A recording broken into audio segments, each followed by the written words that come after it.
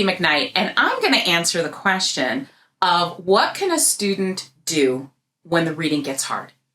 So when the reading gets hard, it's generally because students are not engaged in active comprehension. They don't have that voice in their head.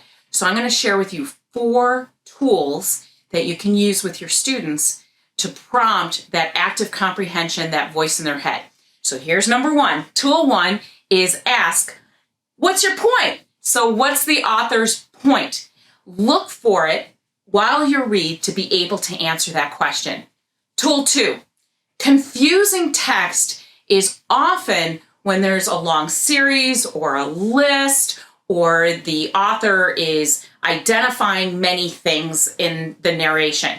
So I'm sure it's happened to you. It happens to me all the time that I'll be reading along and 3 pages later, I realize that I don't remember anything that I had just read. And it's generally because the text is filled with information that are in a series or in a list. So invite the students to go back into the text, and every time they see something in that series or that list or a new piece of information or a fact, they can number it, or they can put an asterisk next to it, or they can put a check mark, but anything to indicate that it's basically a list or a series that is happening within that text. Here's tool 3. Tool 3 is prompt the students to ask a specific question.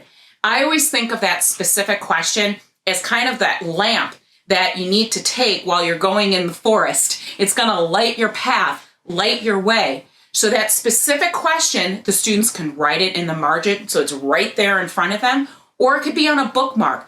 But that's their focus of concentration, is that question. That question is the light through the forest of the text that they need to be able to answer.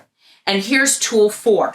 So many times a text gets confusing because there's a lot of comparisons or contrasts that are going on in the text. This is where a handy dandy graphic organizer is pretty excellent.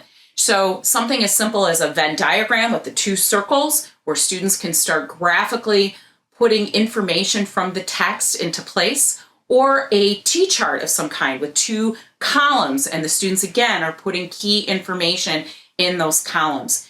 By graphically organizing the information that's presented in the text, again, they've got to think, they've got to reflect on the text, and that prompts that inner voice in their head. Remember, kids have got to be able to understand the text if they're going to write about it. So I'm Katie McKnight, and that's how we build strong readers, writers, and thinkers.